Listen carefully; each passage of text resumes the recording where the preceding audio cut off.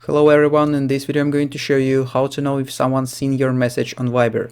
Actually, it's very easy and quick, but you need to watch this video until the end so you won't skip any important steps. So first of all, you need to open your Viber application and then open any chat you want.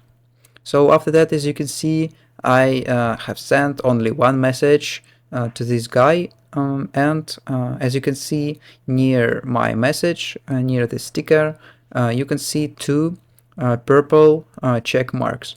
It means that my message was delivered to this guy, and this guy saw this sticker. So for example, I will send hello.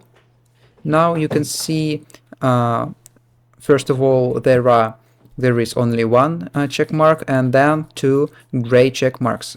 If you see only one check mark, it means that you send a message to this guy. If you see two gray check marks, it means that this message was delivered to this guy, and he's able to see your message. So if these two check marks are purple colored, it means that this person saw your message. So, and that's all. That's how to know if someone's seen your message on Viber. If you found this video useful, leave a like and subscribe to the channel.